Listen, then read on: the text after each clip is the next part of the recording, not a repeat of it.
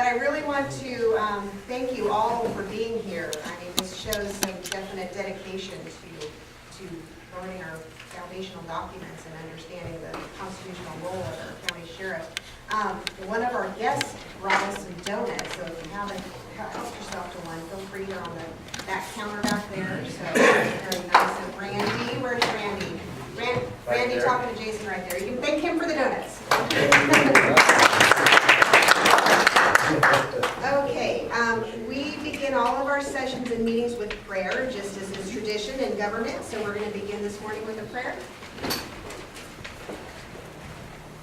Dear Heavenly Father, we just ask your blessing on us today as we gain this knowledge, and we ask that you open our ears and our eyes and to this knowledge that we welcome to add to us, to make us better people, to be able to do your will, to be able to use this knowledge to honor you and do your will, and to place you at the head of this country as it was intended to be, Lord.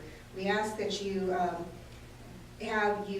give everybody safe travels as they go back home this evening. Some have traveled far away from Grass Valley, Nevada City, and we're so glad that they're joining us here today. We just thank you for this opportunity, Lord. We thank you for the honor of having Sheriff Richard Mack out here from Arizona. It's such a blessing to be able to hear firsthand from him and gain knowledge firsthand. He's just a wealth of knowledge, and we appreciate being anointed with that knowledge. Lord, we just honor you this day and help us to use this knowledge we gain today to honor you and to advance Christianity in this nation, Lord. We pray these things in Jesus' name. Amen. Amen. Okay, I'll stand for the pledge.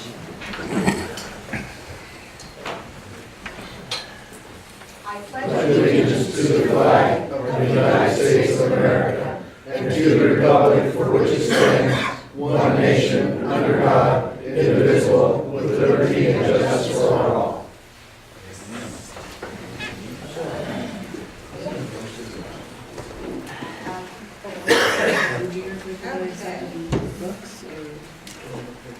All right. Everybody so awake and bright, cheery, and ready to learn. Just a little bit, kind of an overview. Most of you saw this flyer that was floating around and on the internet, maybe to write in your email box. But I'm going to let you know a little bit of why you're here today and what you can expect to learn from this seminar. First of all, I am an instructor with the Institute on the Constitution. The Sutter-Yuba Tea Party has brought a curriculum to this area. We've been teaching a class on the U.S. Constitution for about 4 years now. I've been an instructor for like 3 years, I think.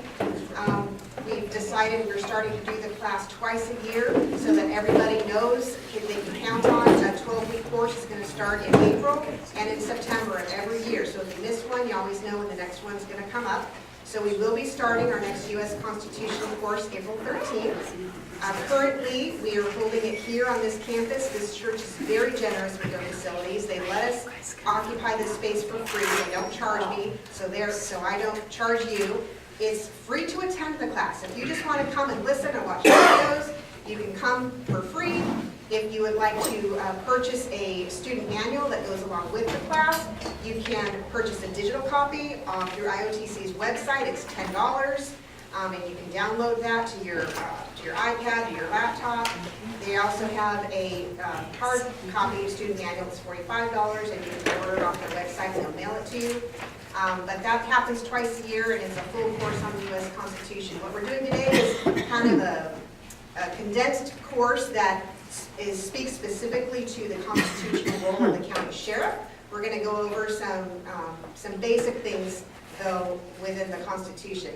So let me kind of go over the key points. So at the IOTC, it's our desire to encourage and educate sheriffs, deputies, and citizens to understand the American view of law and government and its relationship to the U.S. Constitution in order that they are able, ready, and willing to support the constitutional role of the sheriff. And some key points we're going to cover in this course today are we're going to recognize the sheriff's oath of office and its proper application, understand and articulate the American view of law and government, identify the founders' formula for preventing tyranny, learn the doctrines of nullification and interposition and their relationship to the office of sheriff, discover the authority of the elected sheriff, and appreciate the importance of elected sheriff in upholding their office. We have today, like I said, and as you're aware, a very special guest, Sheriff Richard Mack. He is best known for challenging the Brady Bill, a gun control scheme requiring local law enforcement to perform background checks on prospective gun purchasers. That's already a law in California, but the federal government tried to did pass that law in the early 90s. So he maintained that the federal government had no authority to command local officials and became the first sheriff in American history to sue the federal government under the Clinton administration and win at the U.S. Supreme Court. The case was based on the 10th Amendment, states' rights, and local sovereignty.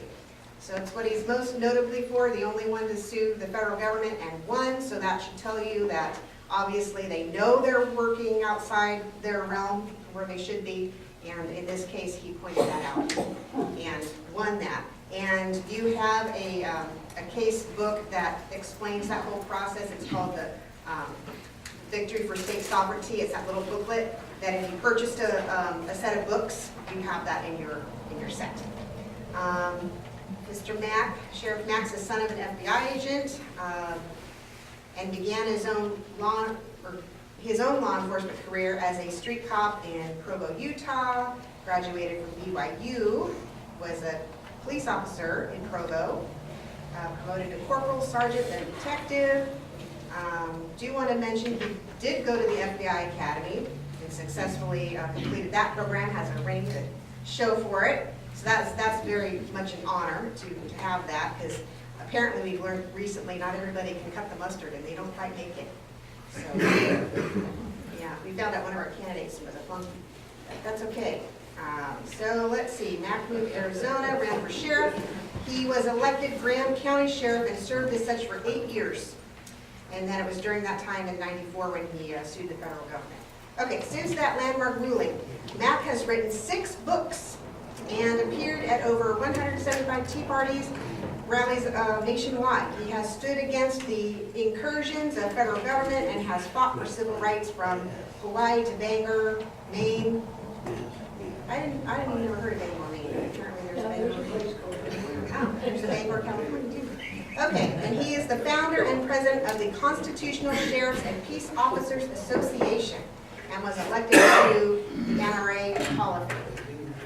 I said founder and president. Okay, I want to make sure I said that. Sorry, he didn't. He said, you really don't have to read that whole thing, but I get carried away because he's so impressive to talk about. So, without further ado, I would like to introduce you and Sheriff Mack.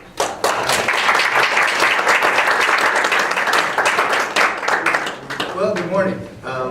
It's good to see you out. I'm really glad that we have sheriff candidates here, but everybody is in here on equal footing. Everybody's the same. We can't do this without we the people, okay? So the most important part of our government is we the people.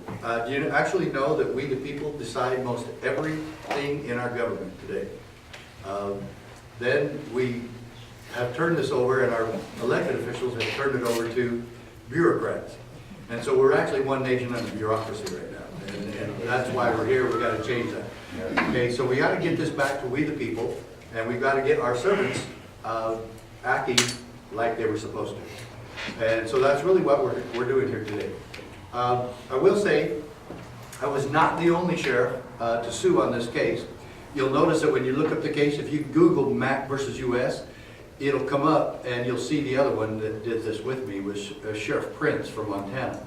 It was, though I was the first one, and I'm going to go, I was the first one to do it, and I was the only one for about 5 weeks until Prince joined from Montana. And then 5 other sheriffs joined the lawsuit from across the country. But I was the first one to do it, and first one in American history to ever do such a thing. And it still amazes me that it ever happened. I never thought it would go to the Supreme Court.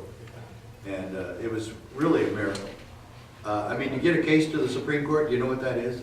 I mean, that's unheard of. It's absolutely historic. It's unheard of. It just doesn't happen. And the way it processed and progressed with the other sheriffs, it was a miracle too, because we actually, Prince and I are in the same circuit district, okay, which is San Francisco.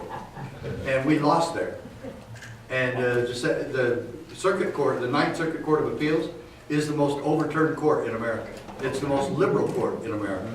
And that's why Arizona's trying to, and maybe some of you are trying to do this too, they're trying to get a 12th circuit to where we get out of that Ninth Circuit. And I really hope they do that. But because there were a sheriff from Louisiana and a sheriff from Texas, can you believe only one sheriff in Texas? There's 254 sheriffs in Texas. And it's the state sovereignty state. It's the state of independence and the state of Alamo, you know, and all that. One out of 254 sheriffs fought this case with us. And he has since passed away. He's the only one that has passed away that I've kept track of. Anyway, because of them, the Fifth Circuit in New Orleans completely was the opposite ruling from the Ninth Circuit. Completely opposite. So that pretty much guaranteed us a trip to the Supreme Court, and it did. My attorney said after that, after there's two conflicting circuit courts, the Supreme Court has to settle it. And he said, we got an 85% chance going to the Supreme Court now. And I just was shaking my head. You know, small town sheriff, I mean, my county was 40,000 people, had 14 deputies, and just, I was small town, you know. How big was that county, sir? Geographically, 4,500 square miles. There's only 15 counties in Arizona, and Arizona is the sixth largest state in the union. And so the counties there are huge, big counties. Some of the biggest in the country are in Arizona. And it's easier to keep track of. I think in California you have like 60 counties, 66? How many? 58. 58? Yes. The number keeps changing. Okay, 58. And so, yeah, I mean, you've got some pretty big counties here too, because you're like, what, the third largest state? Isn't it third? So anyway, to get to the Supreme Court, and you know, quite frankly, that's why I'm standing here in front of you today. It changed my life. It changed my career. I actually lost my third election because of the lawsuit. Wow. My strength became my weakness because it had 2.5 years to fester in my county. And even though everybody's really into guns, and it was a gun case, people got sick and tired of it. And I got blamed for everything that went wrong in my county. I got blamed for it because I was always too busy with the Brady Bill, or I was gone, you know. And I even published my journal, my journal. I kept a very strict journal of where I was and when I was, and so I even published that in the paper, but it didn't help at all. And I didn't win until after the election. And so, but where one door is closed, the Lord always opens, and this wasn't just a window, it was a huge door opening for me. Yeah. Did they bust in people to vote against you? No, I don't think so, but it became a national election. It certainly was a very publicized election, and this is just the fourth smallest county in Arizona, and you know, it just became really big, and people put in a lot of money against it. And, you know, there was a lot of advertising from national agencies going after me that, you know, didn't like guns, the Southern Poverty Law Center and some others, you know, that really went, you know, and of course Sarah Brady was really going after me and did, you know. When I went to the Supreme Court though, it was awesome. I got to take 2 of my children, and it was just an awesome, awesome experience.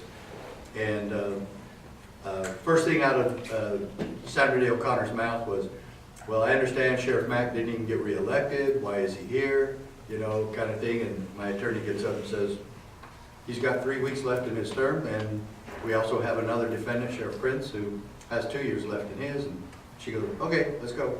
You know, so that was that. But it was a very humbling experience, and a very powerful experience. I will never forget it. My children will never forget it, the 2 that went with me. They were in high school at the time. And I met James Brady there, for whom it was named. And he was very congenial and very complimentary, and said that he really admired me for what I'd done. And it was really his wife that was exploiting him to make this a gun control thing. So one, I don't do gun control, and 2, the federal government can't tell me what to do. And for them to think that they have ultimate power to do that, to command state officials. And when the BATF came to our meeting, I'm getting a little bit ahead of myself, but when the BATF came to our sheriff meeting and handed us our marching orders as to how we were to enforce the Brady Bill, no sheriff liked it. In fact, they were really cussing them. And then there was a place in there, there's a provision in the Brady Bill, I'll show it to you, that said that we would be subject to arrest if we failed to comply. Just for failing to comply. We could go to prison for a year and a $10,000 fine or both. And I'll show you that. Because I really, if somebody came up and told me that, I'd say, no, you're crazy. Yeah, they didn't make a law like that. Come on. So we'll get into all that in the cases and whatnot, but all I ever wanted was to be sheriff. All I wanted to be in police work. I've done everything in police work imaginable, except I never served on a SWAT team, but I was a hostage negotiator, and we cross-trained with SWAT. So did a lot of that too. So I don't usually do too many introductions as far as people in the audience, but if you're a veteran, I'd like to have you stand. Any veterans?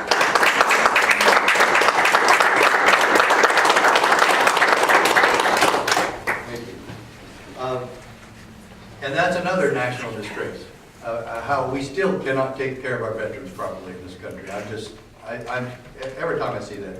I ran for Congress, and of course it didn't do well at all running for Congress, but it was a special election to replace one of the guys who had a sex scandal from our state, and he resigned very abruptly, and they called a special election. I thought, oh, maybe this will be a good time, but I certainly got in a lot of good debates and put out some good information about it.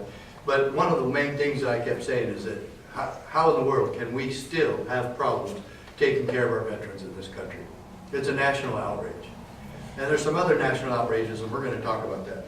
But first, I want to make sure that this stays awake. But I want to tell you what led me up to suing the federal government.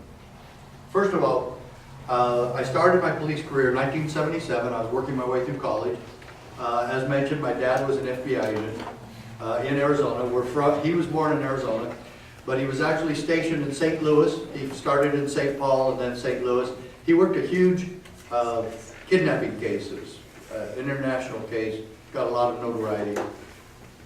And after he worked that case, the FBI said, you get to pick anywhere you want to serve, which is very unusual for the FBI.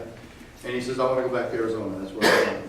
So he got assigned to Phoenix, and then after that, he got an assignment actually in his hometown area. It was unheard of. And then he didn't put in for promotions after that. He wanted us to be raised in Safford, Arizona, a good place to be raised.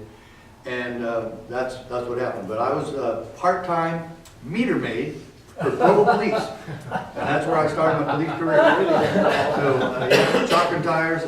And you know, I was not a constitutional nut at that time. I wasn't a right-wing fanatic or anything, no extremist, you know. But I'll tell you what, one of my favorite quotes is from Barry Goldwater. Extremism in defense of liberty is no vice. And moderation in pursuit of justice is no virtue. So all I want, first of all, I have never in my life advocated violence, ever. And I believe that we can do this peacefully if we get the right people on board. And especially, I'm going to tell you two sheriff candidates. If we have sheriffs on board, we can keep the restoration of our Constitution and the restoration of liberty in America peaceful. But we must have sheriffs on board and working with we the people. We the people ultimately decide every civil case in this country, and we decide every criminal case in this country. Except when you go to the Supreme Court, there's no jury. There's no jury at the district court, no jury at the circuit court, no jury at the U.S. Supreme Court. So that is one exception. And there's also another exception, isn't there? I can choose not to have a jury. The accused can choose not to have a jury. That doesn't happen very often, but it does happen. Okay? But most of the time, we the people, we the jury, decide every law, every case in this country. We the people do not need permission from government to exist, but they need our permission. And that's why we have the ultimate control.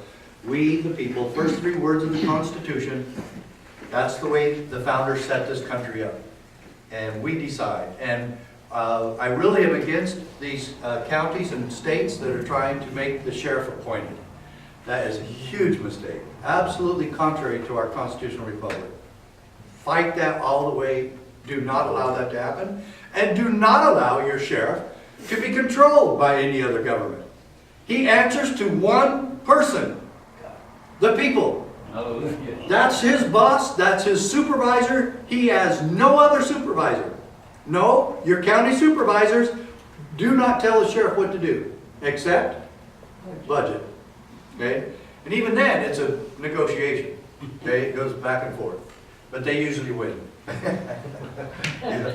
But they do control the purse strings, and that's a good check and balance. As frustrating as I found it, it is. But when I was working my way through college, I came out of college with a degree, trying to get in the FBI myself.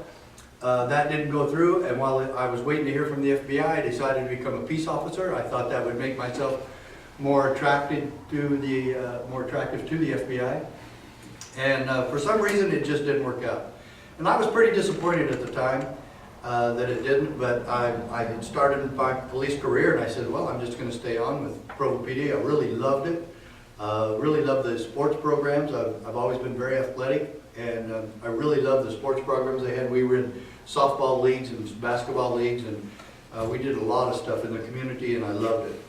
And then in 1982, another miracle, because I never used drugs, I never drank, never smoked or anything, and they always picked somebody to go undercover that was kind of that way, that smoked and drank, but they found out that they enjoyed it too much, and they'd go in the bars and work and try to work drugs, and they'd get in there and get drunk, and and they wanted guys. Then they changed it, and they went to the straight guys who didn't do those things and didn't want to do those things and hated it, and I hated every minute of undercover. I mean, there's only one person that hated it worse than I did, my wife. And I mean, she absolutely hated it, and this was before cell phones, and she would not be able to know where I was for some, 3 or 4 days at a time, and all she knew is I was out there with druggies and ex-cops, and it was really rough on her. It was really rough on our marriage. And she was a single mom during that time. We could not be seen in public. I could not go to church with her. I could not go to any kids' games. My oldest was 6, 4, and 2. Our children were that age at that time. And she had taken them to church, and happened that the chief of police was in our church, and she says, he's always looking at me, and I'd say, no, he's not. And I told my sergeant that, and he goes, yeah, he is. The chief's always so sorry to see your wife there by herself, And so Sunday really became a drudge for us, and it was. But I learned a lot, and I really learned a lot. And then one day when I was back on patrol after my undercover assignment, and my career really shot up from there. I became the school resource officer after that, and they wanted somebody that was that knew the drug scene and knew that the kids couldn't pull anything over me. And so I did the entire Provo School District, which was 12 schools, 2 high schools and 2 junior highs, and then several middle schools and elementary schools. But I learned a lot there too, and I started my own. This was before DARE, and I started my own drug abuse classes to try to teach kids to stay away from drugs. No one hates drug abuse more than I do, but I don't support the drug war anymore either. I think the drug war is the biggest farce. It's been used to foment more government, and I'm against the government. I'm against government or law enforcement that say, I'm here to protect you from your own appetites. I'm here to protect you from your own stupidity. You need me to protect you from your own stupidity. And I will never give breaks on DUI. I'm sorry if I don't care if you're drunk or disabled because of drugs the doctors give you, I'll arrest you.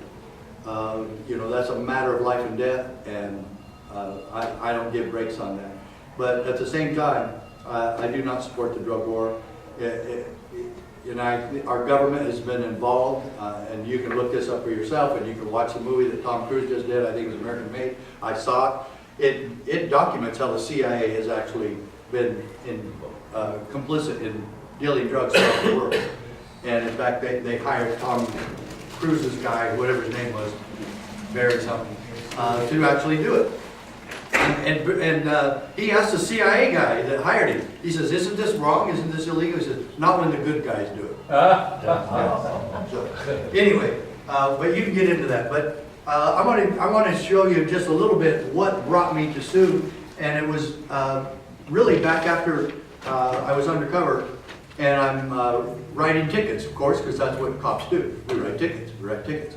And I will tell you, if you read my books, you'll see how I assail that as taxation through citation. I do not support the wholesale distribution of tickets. It's been used as revenue. We are not revenue agents. We are here to keep the peace. We are here to protect people. And just writing tickets all day and gouging people, I'm against that too. I'm here as a peace officer to serve the people. And to just sit there and write these tickets when no one has actually caused a threat.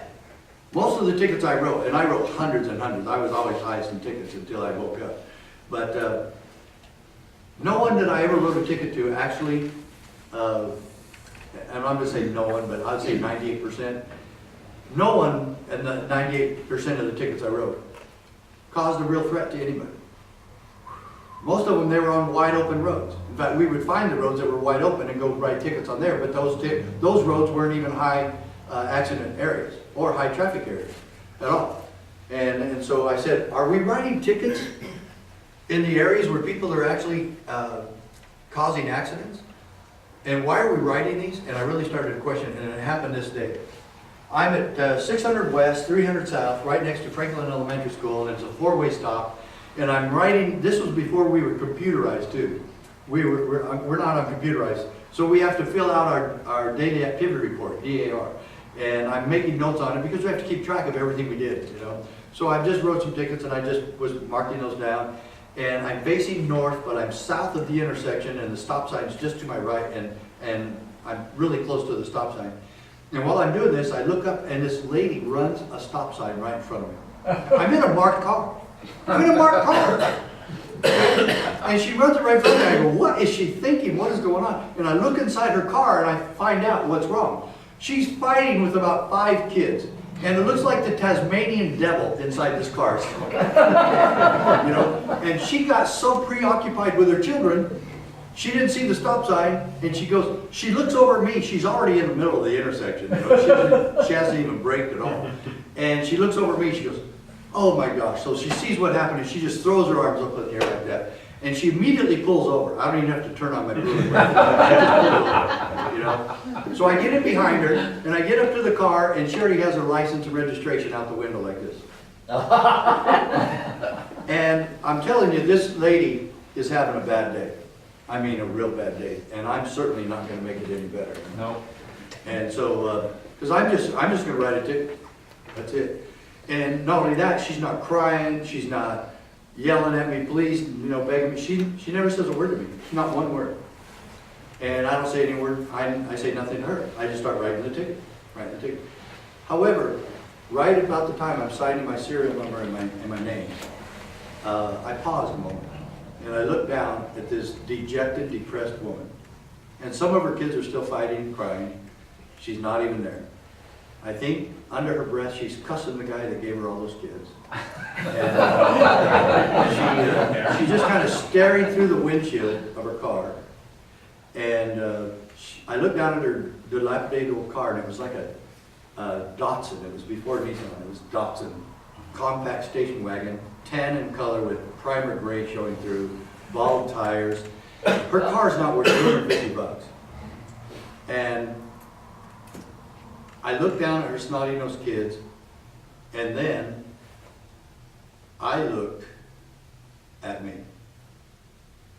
And I said, what are you doing here? Is there anything that you're doing here that's helping this family? You know, I could have told this lady, look, I know what happened. I know you were fighting your children. No harm, no foul. I'm glad nobody got hurt. I'm glad nobody was in the intersection. I could have said, you know what? When you're fighting your kids, we have kids at home too, pull over. Just pull over. And I said, there's a school right there. You could let them get out and go play in the playground for a little bit, get some of that Tasmanian energy out of their system, you know. But no, I didn't do that. I'm just writing a ticket, because that's what cops do.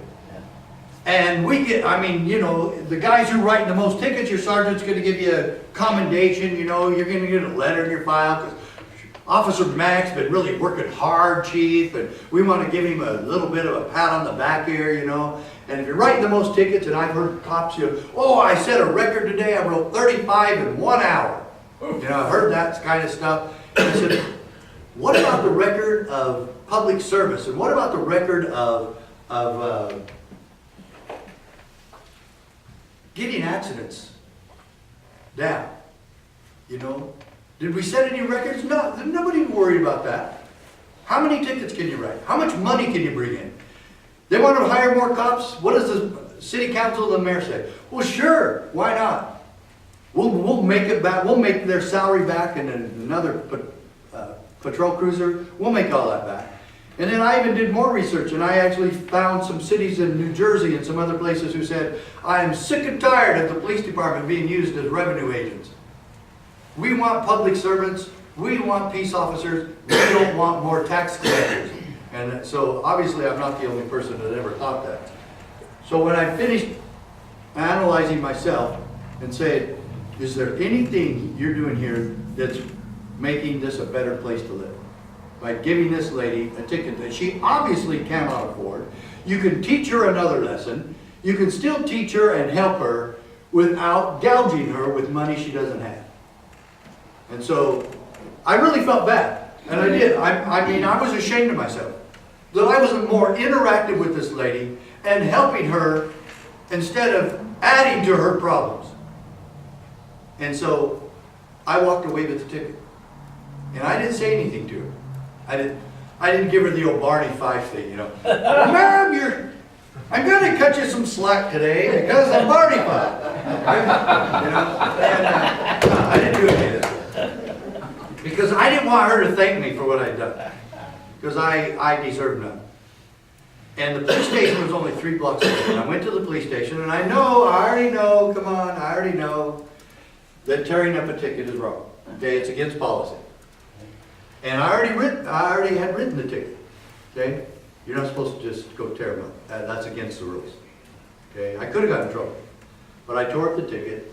And I just started asking myself some more questions. Why am I a cop, and why do we even have cops? What is my job out here? I'm just supposed to be out here writing tickets all the time? What good is that? I want to help people. I want to be part of the community that really makes us a better place to live. And so I started asking some real serious questions about why we even have government, why we have police, and why am I part of this?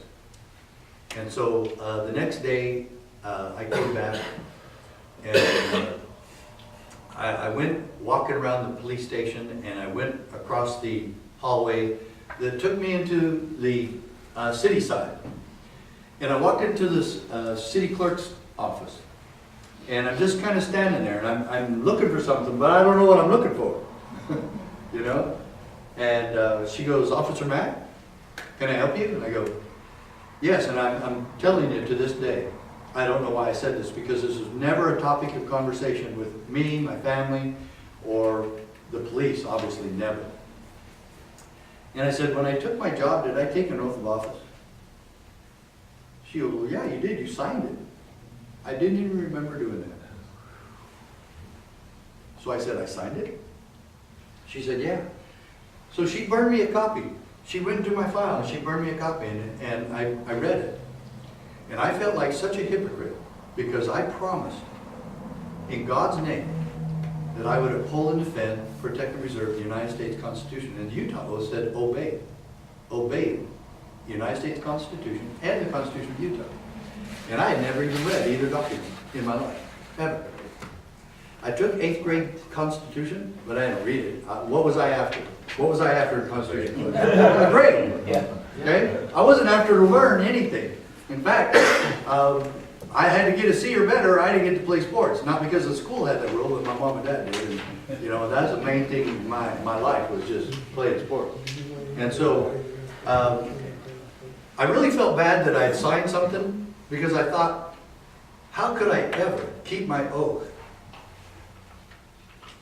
to the constitutions and never read them. And I'm going to tell you, I believe that's impossible. I don't see how you could ever do that. Well, what do most police agencies, what do most police officers focus on? Case law. And that's a misnomer too, because there's no such thing as case law. Courts do not make law. Okay?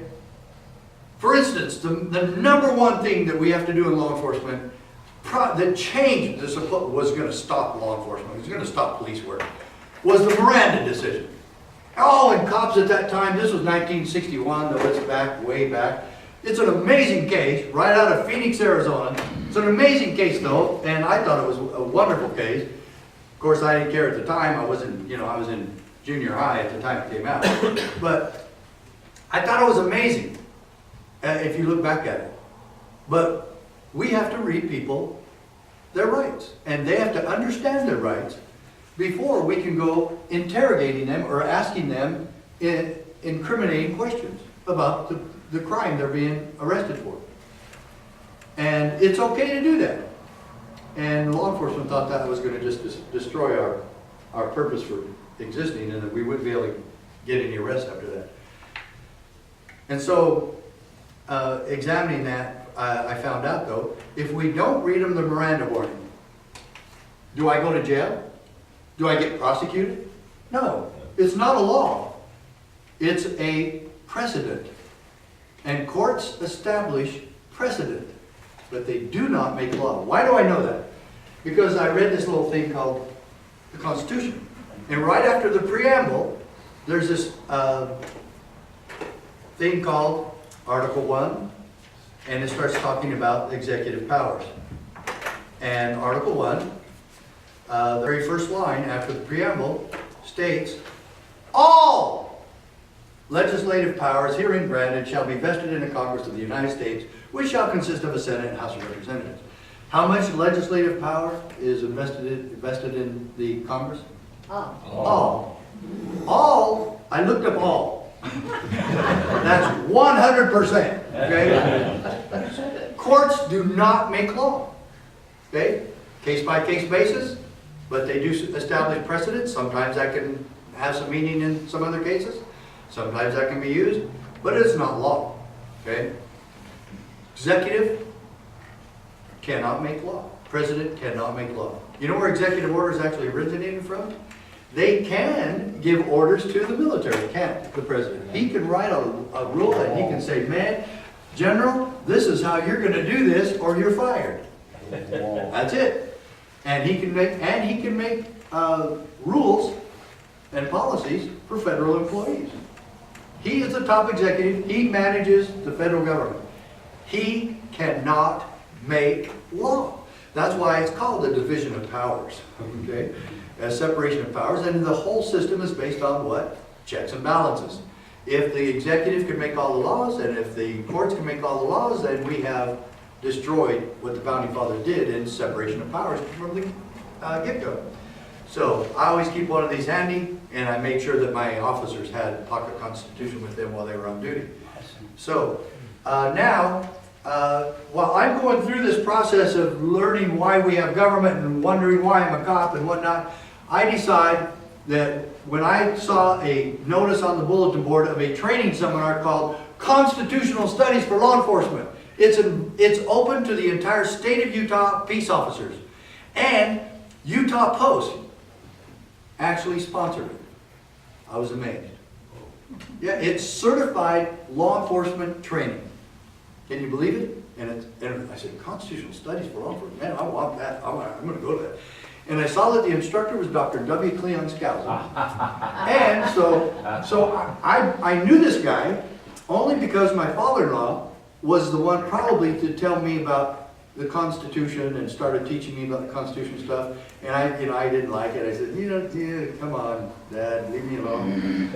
And so I knew it because he knew Dr. Scouser, and Cleon Scouser worked in the FBI with my father. Okay, and they knew each other a little bit. So when I saw his name on there, I said, I'm going to that training. And so I did, and I took 2 days off and went to the training. The agency, my police agency, Provo Police, didn't want to send anybody. So I asked my chief, why'd you put up the notice if you're not sending anybody? You know, but anyway, I went. And during that 2 days, I was converted.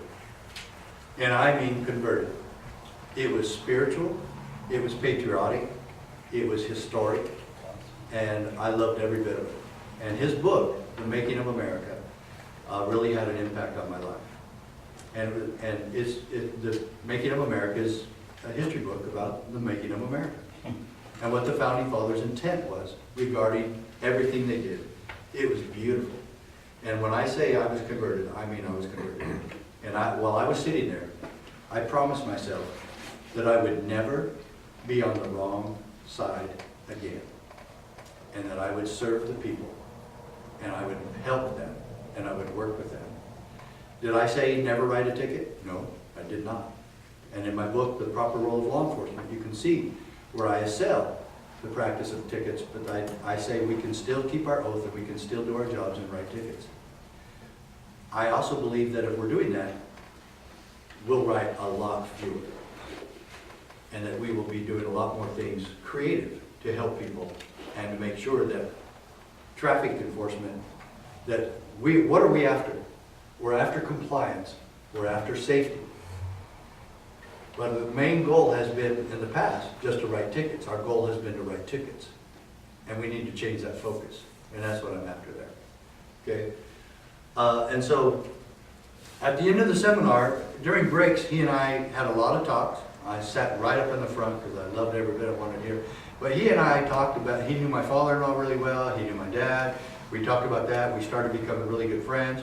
At the end of the seminar, he gave every single 240 peace officers there from all across the state of Utah, 240. And he gave every one of us his big hardback book, 700 pages, Making of America. Everybody got it. When he handed it to me, he's looking at me just like this, and he goes, "Make me one promise, would you?" And I said, "Sure." He said, "Promise me that you'll teach these things to your children." Well, now I teach them all over the country. And I kept that promise. I did. And now I teach them in high school. I'm a high school teacher right now. And I teach Constitution Government, Criminal Justice, and Economics. I teach those 3 subjects. I don't know economics very well. I just took a class at University of Arizona and started teaching that. And I kind of got a reputation as being the Constitution cop after that because I brought it up all the time. I said, we ought to have a Constitution thought every briefing. And so that actually even started. And then after 11 years of being with Provo PD, a couple of crazy people from Arizona start calling me and my wife and tell us that they want us to move home and run for sheriff. And if we didn't get there, we were going to have a corrupt sheriff. And they were just so scared of the people that were running, one person in particular. And I told them they were crazy. And this is the first time in my life, in our married life, that my wife agreed with me that her parents were crazy. Because it was them. And they kept calling, and my mother-in-law, she'll drive me crazy because she never takes a no for an answer. The woman is relentless. And oh my God. So they would call, and I would just hand the phone to my wife, and I'd say, "Here, Dawn, I'm not going to talk to your parents again. Talk to your mom, tell her to leave me." And then my wife would tell her, "Leave us alone. We're happy. We're loving our job. The school for our kids was just next door. The church is across the street." Of course, in Utah, that's everywhere. But that's easy to do. But anyway, elementary school's right there. Bam, the church, everybody happy. I'm moving up the ladder, and then they want me to quit and just move home and run for sheriff. I said, "That's crazy. There's no way." And then one night, my wife and I sit down and we list all the pros and cons about moving home to Arizona. And the only pros were my parents are there, her parents are there, our kids will be closer to grandparents, get to know grandparents. And that's about it. And the pay was a little bit better, but that's as if you could win. I had lived there for 12 years, and I'm just going to march in and say, "Hey, make me your sheriff," And my dad had a good reputation, and I was known for my athletics, and we had state championships and stuff, and I made Arizona All-Star team and all that. And so I had some name recognition, but look, it was still 12 years, And I I worked my tail off, went door to door, door to door, door to door. I left out the part. After we sent the pros and cons to her mom and dad, my wife and I looked at each other. I mean, the list of cons was 23, pros were like 3. And my wife and I looked at each other and we both just felt it at the same time. And we both kind of got tears in our eyes and we said, we're moving home and we're running for sheriff. We don't know how it happened, folks. I don't know how it happened. I didn't want to do it. And looking back, it was such a miracle. And my wife and mother knew it was, they talk about this. Why the miracle for this job, And I got reelected in 1992. And then we found out, 93, I'm watching TV with my wife. And even then, it didn't hit me because it showed President Clinton signing the Brady Bill into law. And he used 13 pens, and I still don't understand the symbolism of that or significance. I don't remember. I thought it was just stupid. And he was left-handed, of course, and he's signing the Brady Bill into law with 13 pens, and Sarah Brady's there, and I think James Brady was there in his wheelchair. And that's all I thought of it. I never thought of it again. However, 3 months later, about 2.5 months later, January 21st, 1994, the VATF sends 3 officers, 3 agents to our Sheriff's Association meeting. They hand us this document. This is what you have to do to comply with the Brady Bill. And I said, what? You can tell us what to do as sheriffs? I said, you can't. We don't work for the federal government. We don't work for you guys. And they go, oh yeah, well, Congress passed a law. I said, I don't care if they pass 500 laws. I don't work for you. And being the Constitution, guy right at that time, and that was a gradual process, and I'm still going through that process at this time. The other sheriffs are saying the same thing. This is an outrage. And then we read the part where we were threatened with arrest, and the other sheriffs started cussing up a storm, and I mean they were cussing up a storm. And the PATF just left. They go, here's your document. Here's your marching orders. That's all we're here to do. It's yours. Okay. Sorry. See you later. Took 3 of them to do that. I think they knew they were going to need backup. Yeah, because everybody was really ticked. But then the emotions started waning, and the head of the association, the Sheriff's Association of Arizona, says, okay, go around the table. And there's only 13 of us there. Two of the sheriffs never came. One from Tucson and the one from Nogales hardly ever came to meetings. They weren't there. So we go around the table, and they said, okay, what do you want to do? Every sheriff, just about every one of them said, well, you can't fight City Hall. I guess we'll just have to do it. And then it came my turn, and I said, you guys have already convinced me. This is wrong, and I'm not going to do it. I didn't know what I was going to do. I said, but I'm not doing it. And they're all kind of looking at me. I'm the youngest sheriff in the state. They're kind of looking at me like, yeah, well, this rookie doesn't know what he's talking about. So they never paid any attention to me at all. They just went on and said, we're going to do the radio. Well, I had a 3-hour drive from Phoenix back to my hometown, and I was brooding the whole time. What am I going to do? God, what am I going to do about this? Because if I don't do it, what if they do arrest me? Who's going to trust Janet Reno not to come arrest me? Yeah. So I just thought, oh well, they're going to come to my house at 2 o'clock in the morning, and they're going to haul me off. My kids are going to be bawling and screaming, "Where's Daddy going?" And so I didn't know what to do. And I pull up in my driveway, and it hits me. I'm going to sue the Clinton administration. If any of you thought I felt comfortable with that, you're crazy. Oh, wonderful, I get to sue the Clintons. So no, I didn't trust them at all. I still don't. And so I go, And you've been right. yeah, oh yeah. So then I felt, oh, you know what? My wife, I'm going to tell her, and she's going to talk me out of it, and there's no way I'm going to have to do it, because she's going to tell me, are you crazy, and not let me. So I go, oh good. I said, well, this might be your idea, but it's not going to be hers, so I'm not going to have to do it. And so I went in, and she comes and give me a hug and a kiss, because I hadn't been home for a couple of days because of meetings in Phoenix. And whoops, I didn't turn off my phone. And That's your wife. no, I wish it was. If it was her, I would answer. So anyway, I go in and I don't even hug her. I just blurt it out. I'm going to sue the Clinton administration over the Brady Bill. I can't do this. They're trying to tell me what to do, and it's a violation of the Second Amendment, my oath of office, blah, blah, blah. And she goes, She goes, wait a minute, Mac, slow down. What are you talking about? I said, okay. So I said, there's this new law Congress passed, President blah, blah, blah, it's this gun control law called the Brady Bill. And I said, I'm gonna sue the Clinton administration over this. And she goes, I have no idea what you're talking about. She goes, I don't understand any of this. She goes, but then she really surprised me. But I understand you. And she goes, maybe now we know why you were supposed to be sheriff. And I go, wow. That's not the answer I was looking for. Not. So the next day, very next day, I'm all set, you know, so I call one of my buddy attorneys downtown on Main Street, and I said, hey, Gary, come on, man. This is what I'm looking at. I said, I gotta sue the Clintons, I'm suing the federal government, and I need your help. And he goes, you have no idea what you're doing, do you? I said, no. I said, why? What are you talking about? He goes, you have to find an attorney that's certified to go to the Supreme Court. And I said, you mean an attorney isn't an attorney is an attorney? He goes, no. I had no, he's right, I had no clue about that. So he really discouraged me, and he says, not only that, to talk to one of those, they'll charge you $20,000 just to come in the door. And I said, whoa, well, okay. So, get this off. And he said, I said, do you know one?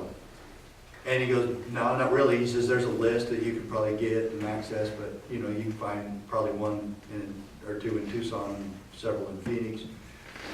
I said, wow, okay. So I was discouraged. I didn't want to spend a bunch of time trying to find some attorney that I didn't know and that he's certified to go to the Supreme Court, and you know, and I'm going to have to come up with all this money, and I didn't have money, and so I was discouraged. Then my undersheriff walks in the room, and he's always talking about how he's a lifetime member of the NRA and all his gun collection stuff. You know, I never even owned a gun until I was elected sheriff. The whole time I was in Provo PD, it was department issue weaponry, and I never even owned a gun. Didn't have. I took my weapon home, of course. You know, my patrol officer weapon. 357 Magnum, and you know, I kept it up in the closet, but that's the only gun I ever had. I've never been hunting in my life. I don't really care for hunting.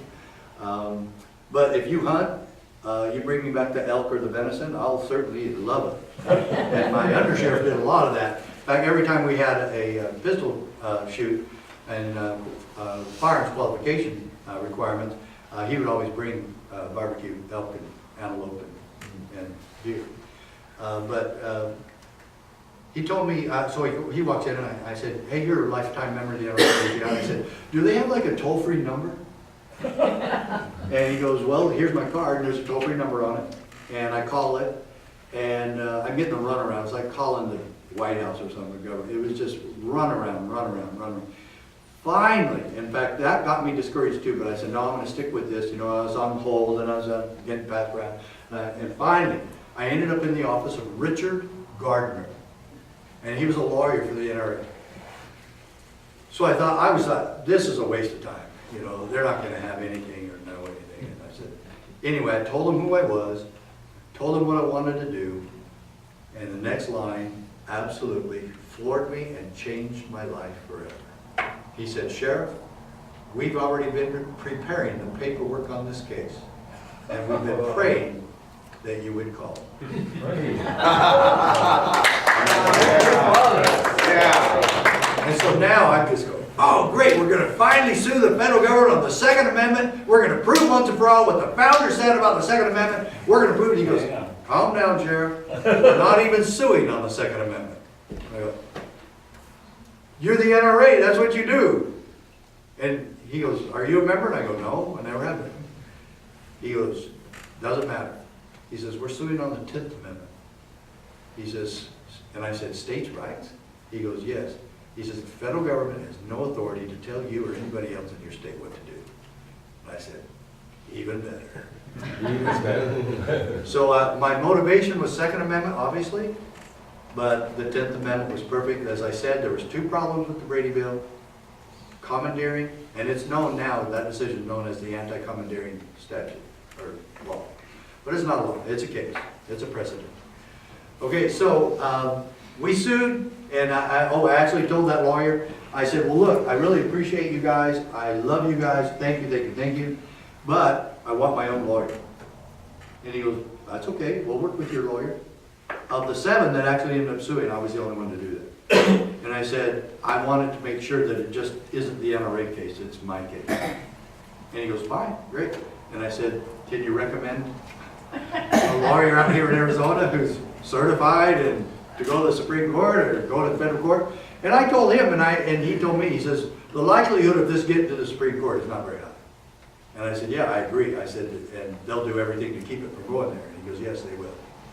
And so, but he did say, Dave Hardy in Tucson used to work for the NRA, and he used to work for the federal government, and he's certified.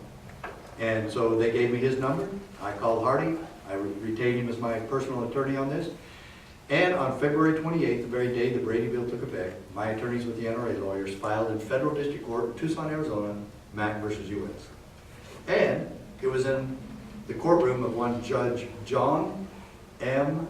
Roll. And he was the federal district judge that happened to be at the Safeway parking lot the day that Congresswoman Giffords was shot on January 8, 2011. And Judge Roll was murdered. And I learned about that when I was in Beaumont, California speaking. And a guy in the audience said, did you know your judge was murdered this morning? And that's how I found out. That's cool. Yeah. So be careful with what you raise your hand. Oh, thank you. Yes, thank you. And so we went to this. Then we went to district court, and Prince did his case also in Montana. And then, like I said, the others, all 5 of them, the others all went to court. Everybody won at district court except Coog in Texas. How do you lose a Second Amendment, state sovereignty, 10th Amendment case in Texas? And I surmise it's probably that judge that moved in from Chicago. Or California. Or California, correct. And so anyway, we were 6 out of 7 at district court, and I was on cloud 9. And then we got overturned, but we won in federal 5th Circuit, like I said. Went to the United States Supreme Court, December 3rd, 1996. Amazing, amazing, awesome experience. And right after the case, G. Gordon Liddy sent me a taxi to pick up my son and my daughter, and we were on his radio show. And then my daughter, knowing that we were going to be on his show, told her class in her government class, and her government class devised 4 questions to ask Liddy about Watergate. Of course. And so during the interview, and we still have this, and I still use it in my class, in my history classes and government classes. And I play the tape where Liddy asked, well, who'd you bring with you today? And they're not sitting in the studio with us, they're out in the lobby, but you can see it through the glass. I said, well, I brought my son Rich and my daughter Lucy. And I said, Lucy needs to ask you some questions about Watergate afterwards. He goes, why does she just come do it right now? So in front of 15 million people, my daughter interviewed him about Watergate. He was so congenial and so nice to her. But I didn't think he answered the questions very good. She asked him, why did you do it even though you knew this was wrong? Because I don't know if you remember history. Liddy is the one who orchestrated the burglary in Watergate Hotel. He orchestrated the whole thing. And you remember the plumbers? You remember the plumbers? Plumbers are the guys that Liddy was in charge of the plumbers because plumbers were hired by Nixon to stop the leaks, to stop all the leaks coming out of the White House. And so they trusted Liddy, and so whoever, John, in fact, Liddy even said to my daughter, John Dean was the one that told him to do Watergate.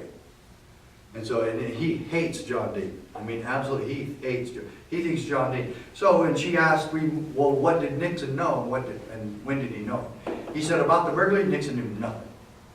But afterwards, then yeah, Nixon knew about trying to cover it up. And he made a huge mistake there, obviously, but history is very clear on that now. And so we won, and then I lost my job, and I started going on the lecture circuit and writing books and so on and so forth. And it's what's brought me here today. And so what I want is for you to have an open mind about some things that maybe have been lost in the process of our law enforcement careers, where we really focus on case law instead of the fundamentals. In fact, when I went to the FBI Academy in 1991, I love the opportunity to go. And it's not easy, I'll admit that. But I loved every minute of it. It was a great training. The FBI does great training. I've assailed the FBI on a lot of things, especially when they lie and fabricate evidence and do stuff like that. But we'll get into that too, because I have some evidence to show about that. But and that's what I want you to know. I'm not here to spout my opinions. I'm not. I even tell my kids in my classes, these are not Sheriff Mack, and they have to call me Sheriff Mack, by the way, Sheriff. In fact, it's even on my school ID. Okay, the school does too. They loved it that I wanted to be sheriff and not sheriff. Okay, so look at that, Sheriff Mack, teacher, heritage guy. And I have a name tag on my door, Sheriff Mack, you know. So some of the kids will challenge me on that sometimes. Why do you keep calling yourself sheriff? You're not even a sheriff. You haven't been sheriff for 20 years. And I said, my retirement badge says retired. Sure. So, but there's a lot of people that keep their badges and, you know, from law enforcement. I said, whether they do or not, I don't care. It doesn't hurt anybody that you call me sheriff. Okay, in fact, most of the kids think it's kind of fun. And when you tell kids, you know, well, there's one guy there, you have to call him sheriff. You know, it just creates a lure for the school, and you know, it's fun. Okay, but the key here is they're not my opinions, and I tell them that. I am here I'm just the messenger. I will show you the evidence. But when I went to the FBI Academy, the instructor in the constitutional law class really surprised me, because he says we're going to bypass the basics. And I believe that's what we've done in law enforcement. We have bypassed the basics and we've gone right into the more pertinent case law studies. Oh, we know Terry versus Ohio. We know Carroll Doctrine. And we know the Miranda case inside and out. We know Galt versus Arizona. We know Escobedo versus Illinois. And we know these cases, okay? And there are amazing cases to study, and I recommend that we do study them. And we need to sharpen up as law enforcement officers because of the mistakes of others who have gone to court and made these other cases happen. However, bypassing the basics is impossible if you're going to really know and understand the rest. You can't bypass the basics. And that's what we've done. And so this class will go back and make sure that you know and understand the basics. For instance, why do we have the Bill of Rights? And why do we have the Constitution at all? And what was the purpose of the Constitution? And do you know the purpose of all government? If I were to ask you, in fact, I've asked my classes numerous times, especially the first day of class. First day of class, I really mean to the kids. And it's intentional. It's to get their attention. Because I'm the nicest guy ever. I mean, I love the kids, and we have a lot of fun together, and I shake hands with all of them, and I don't even care about getting sick or whatever. I shake hands with everybody. They know that they're going to get a friendly interaction with me, and I don't care who they are. I don't. They know. There's kids that come in first thing in the morning who don't even have my class come in and shake my hand. Because they know they're going to get a friendly start of the day. But the first day of class, I give them a test. I say, sit down, take the test, be quiet, don't say anything to anybody. And it's just these questions, like, why do we have government?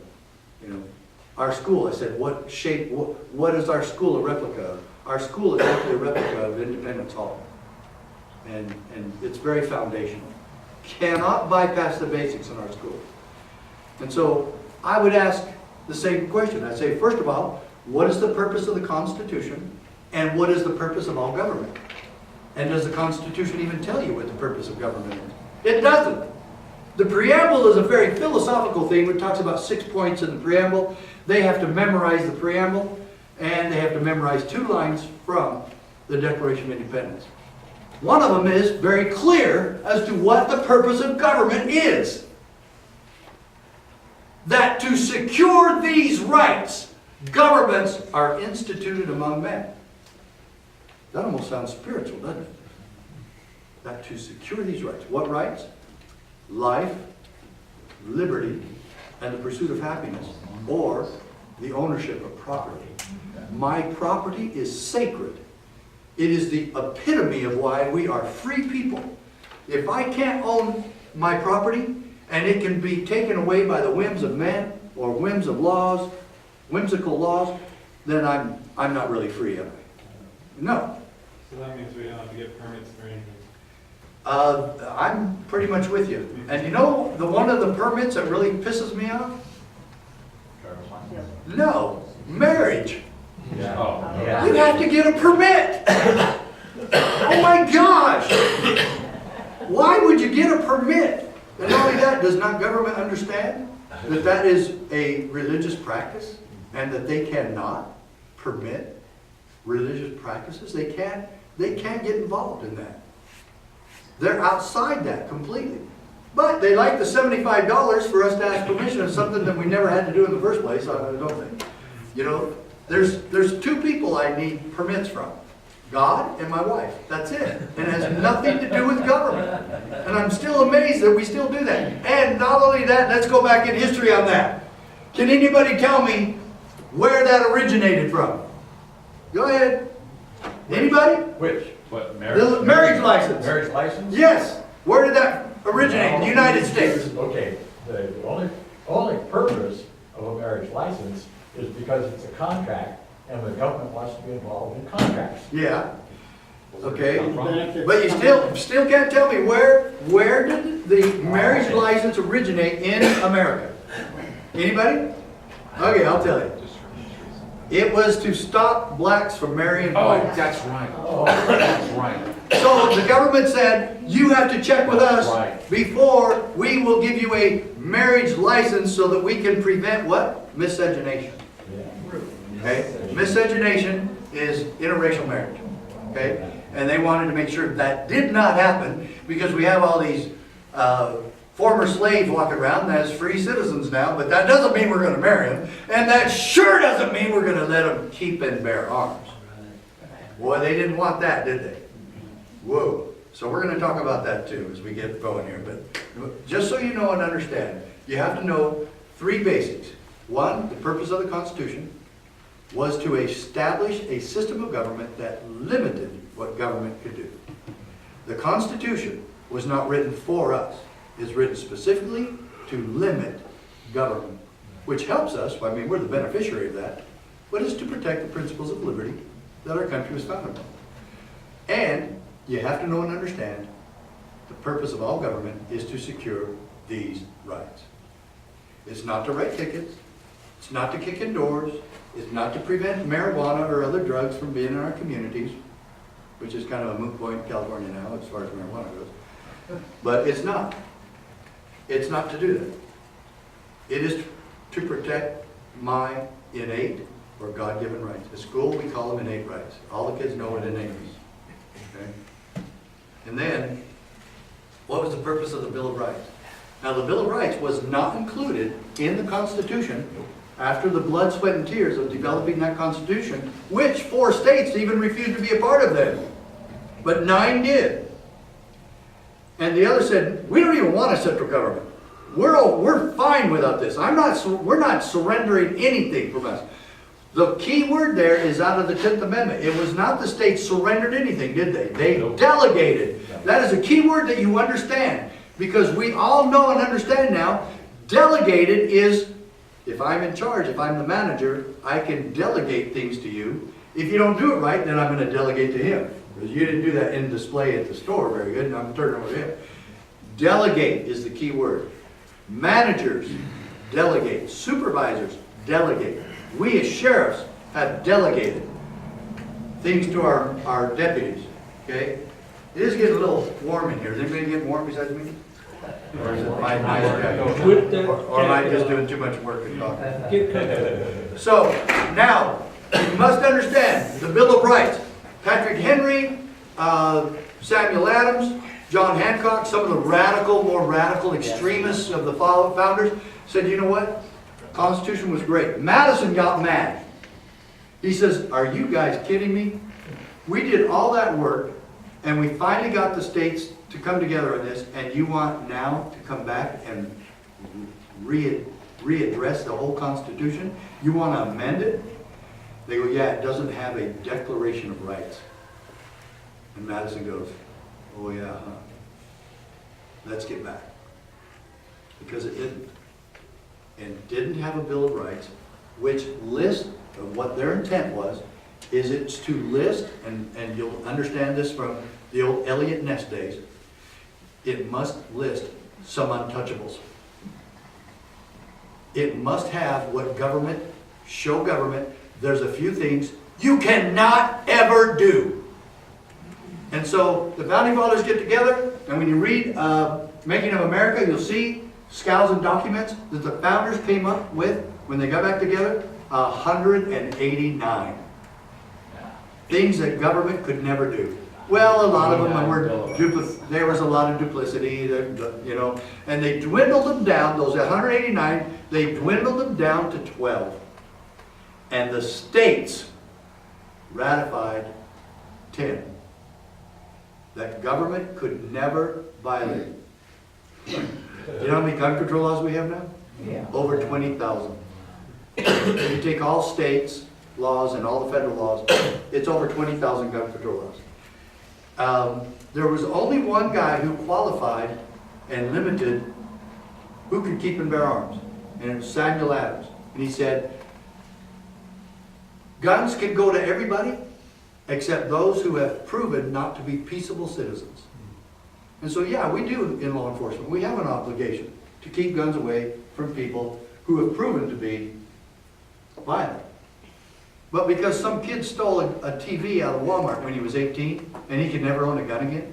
Or how about this? The Constitution specifically outlaws, and it's completely illegal, to do an ex post facto law. Those of you who are in law enforcement around and paying attention in 1997, the budget of the federal government included a law that said anyone ever convicted of domestic violence can never own a gun again, the rest of their lives. And it was retroactive. If you have ever been. So there was pastors and ministers and priests and bishops and other people who are now never allowed to keep and bear arms again. And guess what? There was also cops. And cops got reassigned, got their guns taken away, and got assigned to desks or to records or other things like that. That law was illegal. And do I have an obligation to enforce illegal laws or unconstitutional laws? Well, you don't get to decide. Only the Supreme Court can decide what's unconstitutional, right? I'm telling you that is also untrue. Untrue. Yeah.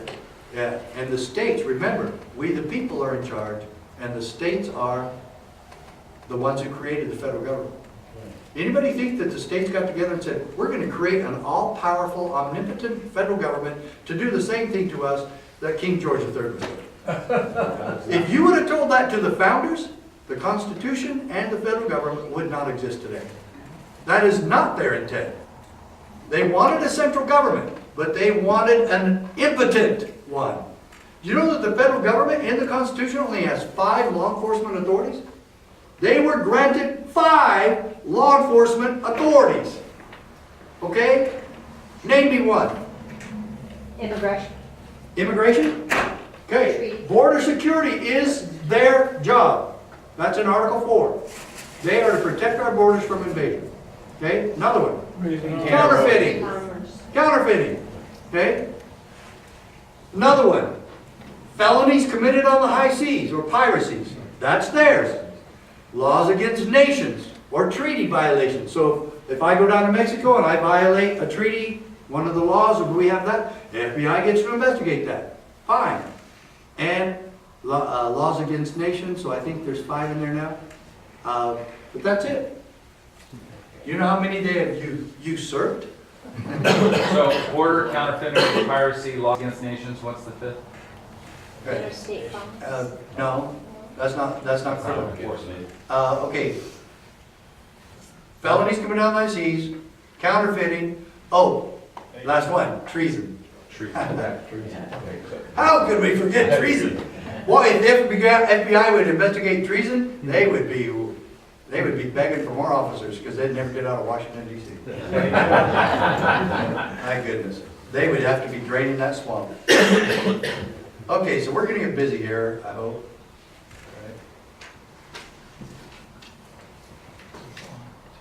So better people come door to door, collect guns from people. What can people do? Well, first of all, you can do what we did in the CSPOA back after Sandy Hook. Biden and Obama were talking about some really extreme gun control measures. And 500 sheriffs in this country signed on our website and signed on with us. And we sent letters, putting Biden and Obama on notice. And the Sheriff Association of Utah was the most powerful one. Other sheriffs did it on their own. I think the only association that did it was Utah. And Utah's letter said, Dear Vice President, President, do not have any of your agents come into our communities or counties and try to make law-abiding citizens criminals. We will not tolerate, that was the word, we will not tolerate such in our counties. So put them on notice first. Let them know how you feel, okay? And I think, first of all, if every sheriff in California, or even if you got like a third of the sheriffs in California to tell the governor and the federal government, we're not going to enforce these laws. Guess who said that during the SAFE Act in New York? About 20 sheriffs told Cuomo and the state, we will not enforce it, and we will not allow anybody else in our counties to enforce it. So that's gone. So and so Cuomo was fighting with the sheriffs, and Cuomo came out and said, well, maybe I'm just going to fire all these sheriffs. And then there became this big fight there, and then Cuomo backed off and goes, oh, whoops, I kind of spoke that line, I can't do that. So even though the governor in Florida is allowed to suspend a sheriff, and there was talk that he was going to do that with Israel in Broward County after the shooting there at the school and I don't know if he did it, but I know another sheriff that he did it to. And so for some reason, there's something in their constitution that says that the governor can do that. So sheriffs aren't on board with the Constitution when people are... You're in trouble. Yeah. Yeah. Because if you have a sheriff that will not keep his oath of office, I mean, the oath of office is the key on this. Do you have a sheriff, and hopefully one in this room will be your next one, do you have a sheriff that will just do the simple thing of keeping his oath of office? Or do you have an excuse maker, like the guy that walked out? That's an excuse maker, okay? And let me make something real clear about this right now. There's something I did not add to it. First of all, if somebody is going to talk about me, the honorable thing, first of all, would be to call me and say, what did you mean, what did you say? First of all, tell me the name of the agency that interviewed me on that. I don't even know who it was. And no one, I don't think anyone else does too. Secondly, the reporter who asked me about that knew for a fact that I was not even there at the time. This is 3 hours after the event occurred. 3 hours! I was not able to get there in time because the Highway Patrol and FBI and whoever, BLM, shut down I-15. I was coming in through Arizona, which takes me through Las Vegas, going north on I-15 to Bunkerville, right before the Utah border. I couldn't get there. The traffic was shut down. Then I got one call from one of our CSPOA members who was already there. He calls me and he goes, Sheriff, they're going to kill us. And he says, please tell my wife. He's former law enforcement. He says, please tell my wife I love her. And he hangs up real abruptly. I go, oh my God. And then there's 3 highway patrolmen going code 3 off to the right of me, off the shoulder, not even on the pavement. And I got in behind them. I said, man, all hell is broke loose. I'm getting there. I'm just going to go. I had my son and a couple other people with me, and one was a lawyer. And so we buzzed up there. After we got there, everything was over. And they asked me, some people there said, we're going to release the cows and send them back to the home site. So we're going to release the cows and send them home. You know, how the cows are going to come home. It was amazing. And so there was a bunch of people, there's like 700 people there, and they asked me to keep the crowds back.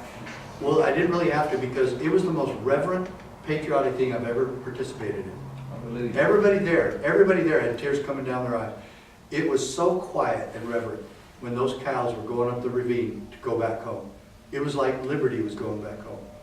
So after I participated in that most patriotic, reverent thing, I mean, ever in my life, my son, he was a cage fighter and he's a really tough guy. I've never seen him cry. He had tears coming down his cheeks. Everybody was hugging each other. It was just a very, very warm, tender moment. And so then a reporter talks to me right after that. I was so filled with this, and I I talked to another reporter who showed me footage that showed that the women were there. I didn't know the women were there.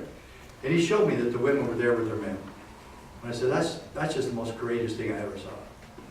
And I really believe that the women had a lot to do with ending it peacefully. But there was also one guy, and this is what we're going to talk about today. There was also one man, and it's in my book, Are You a David? Deputy Tom Roberts, I think he was a captain or a major. There was a lot from the Clark County Sheriff's Office, and Sheriff Gillespie had not done his job up until that time, and he was really not doing it then. He was just there. They were standing around.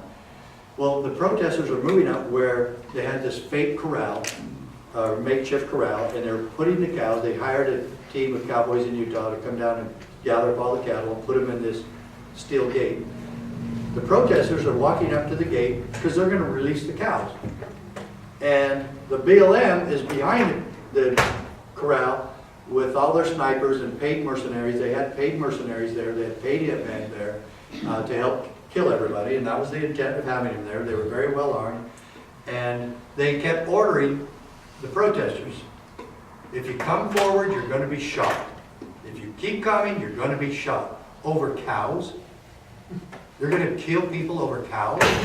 And so then, and I'm getting this all on camera. I'm seeing this other reporter's footage, and he did a documentary later. His name was Lynch. And at one point then, Deputy Tom Roberts sees that this very intense situation where he believes people are going to be killed, all by himself, he walks out and interposes the doctrine of interposition that Tammy mentioned earlier, that you're going to learn about today. He walks out, the protesters are here, the cattle are back here, BLM's back up here on a little hill, and he stands there and he tells the protesters, and he just stands there, and he goes, "What do you want me to do?"